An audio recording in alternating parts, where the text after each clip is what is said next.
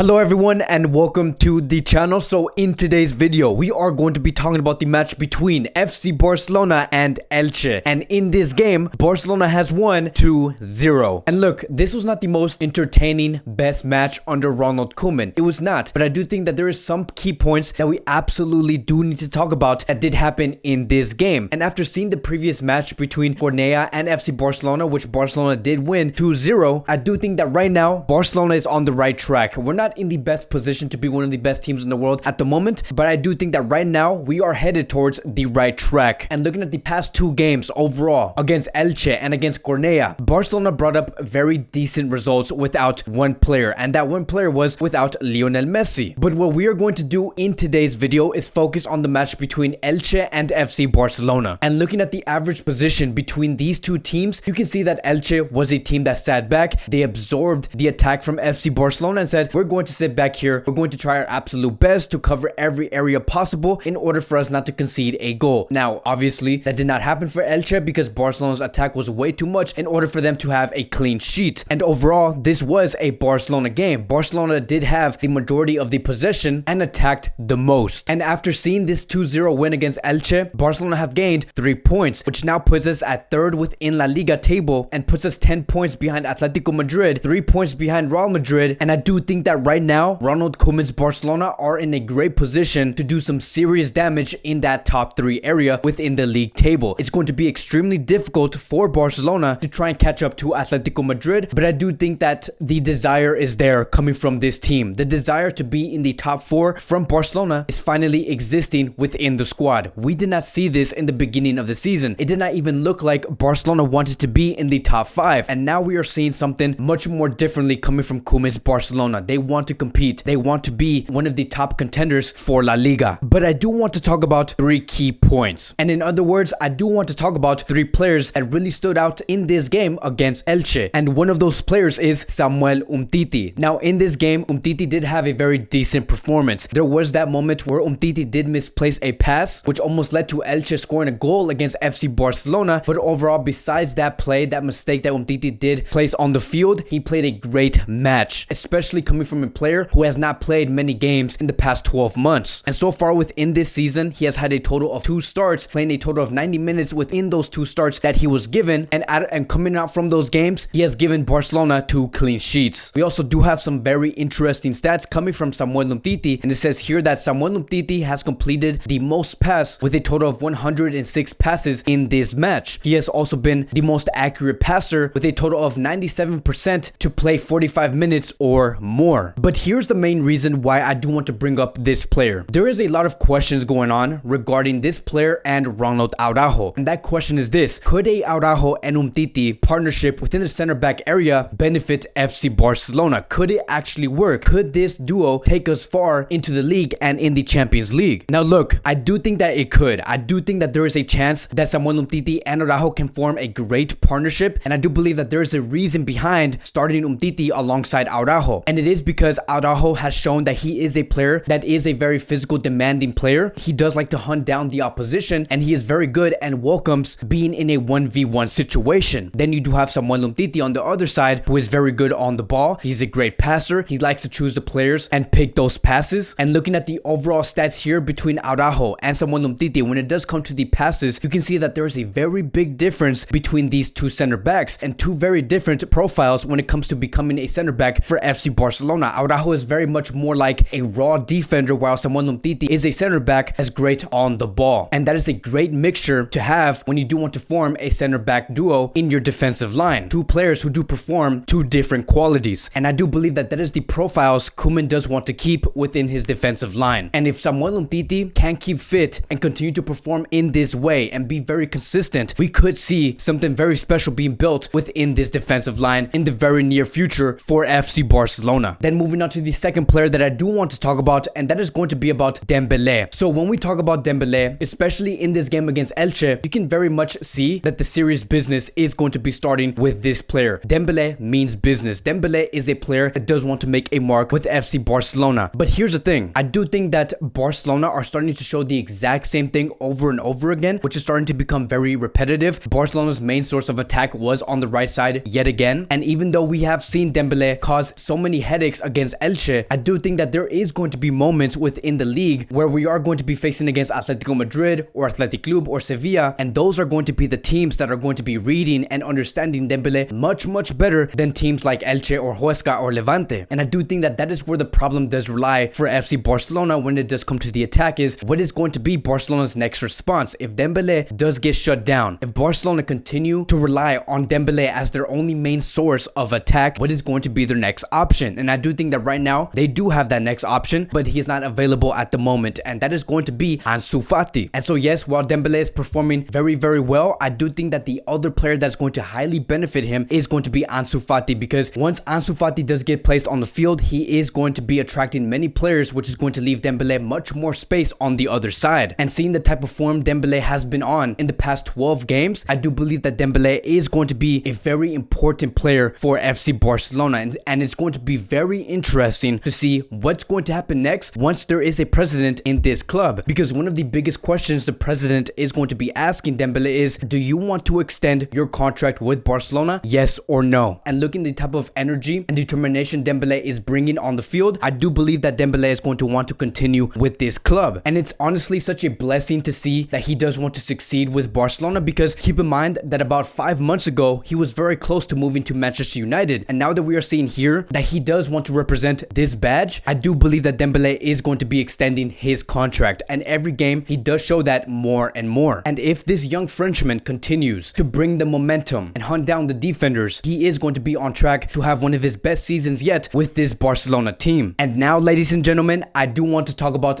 the last player, and you guys know exactly where we're going to go with this, and that is going to be about Riqui Puig. So yes, Riqui Puig did score in this match against Elche, and he did score on the 89th minute. He was only given 2 or 3 minutes. Many have speculated that Riqui Puig was not given enough minutes in order for him to prove to the staff that he is quality for Barcelona. But apparently, knowing the type of quality Riqui Puig is, 2 or 3 minutes was just enough for him to prove why he can provide for this team. And it was a great goal coming from Riqui Puig. We did see De Jong take the ball up forward. We saw Frankie De Jong find the space in the final third area, which is something that he's greatly good at, and I do expect him to continue to perform like this and bring plays such as that throughout the rest of this season. Then you can see Riqui Puig run inside the box, find the space, and then in those last few seconds we did see De Jong completely understand what Riqui Puig was trying to do, which did end up Riqui Puig scoring a header inside the box. And it's crazy, right? It is just so crazy to see just how much Riqui Puig has grown as a player. I do think that the one thing that really does stand out from this player is not his goals, it's not his assists, it's not his passes, but his determination to succeed with this badge. Because here's the thing, right? Historically, we have seen so many academy players and stars coming from Barcelona B come into the first team, give it about 2 or 3 months, and then leave into another club because they finally said, you know what, I'm not going to get my chances here. I need to go to a different club. For example, we have seen Carlos Perez come into the first team. He wasn't given a lot of minutes and then left to Roma. And then this is what he did say right after: I am very hurt by the situation. I dreamed of playing in the first team with Barcelona and I achieved that. But then the club chose then to take that away from me. They talk a lot about the youth team, but it is just talk. But I do not focus on that. I have disconnected from this team. Then we also do have Marc Cucurella, who also did leave the academy and went to Getafe. And this is what he said: I think that at Barcelona, which is a big club, the important thing is to win in the end. Maybe they don't have the patience that they had. As a Santera player, which I am, they don't give you the chances you deserve. I don't like it because I expected they would be more confident in the youth academy. In football, the important thing is to win. Winning is more important than having patience to Barcelona. And then we also did have Elena, who did leave to Getafe in order for him to get more minutes. He did not say anything after he did leave because he understands that his time is going to be coming eventually with Barcelona. But you can see how many youth players have left the academy and wanted to speak so badly about how this club has treated these players. And then as for Riqui Puig, that was not the case. As a matter of fact, that was certainly not the case for Riqui Puig. Riqui Puig was told to find a club in the summer of 2020 to move to teams like Bayern or Inter Milan or AC Milan, and he was told that he was not going to get minutes. And then he was also told to leave in this winter transfer window to another team, maybe like Inter Milan or maybe in the EPL. But Riqui Puig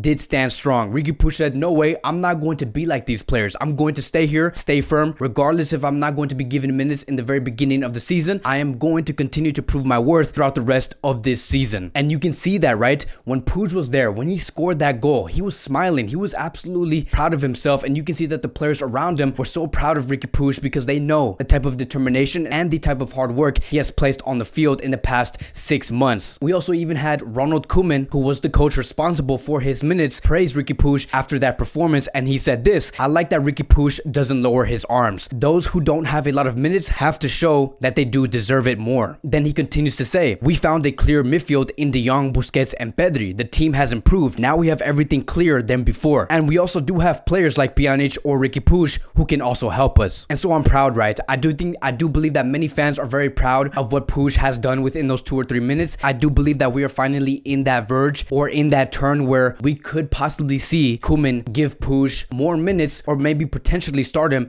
in a game. Because let me tell you, Riqui Puig is making it extremely hard to argue against that. But that's going to be it for today's Barcelona post-match review. Thank you guys so much for watching. If you guys are wondering, am I finally back? Yes, I'm back. Everything is back to normal. We are going to go on full throttle for the rest of this season. And so our next game is going to be on Wednesday against Rayo Vallecano for the Copa del Rey. And I will be covering that match and make a video for the pre-match preview and the post-match review when that game is over. Thank you guys so much for watching. If you guys are new here, welcome to the channel. Please like, subscribe, comment, and I will see you guys in the next video.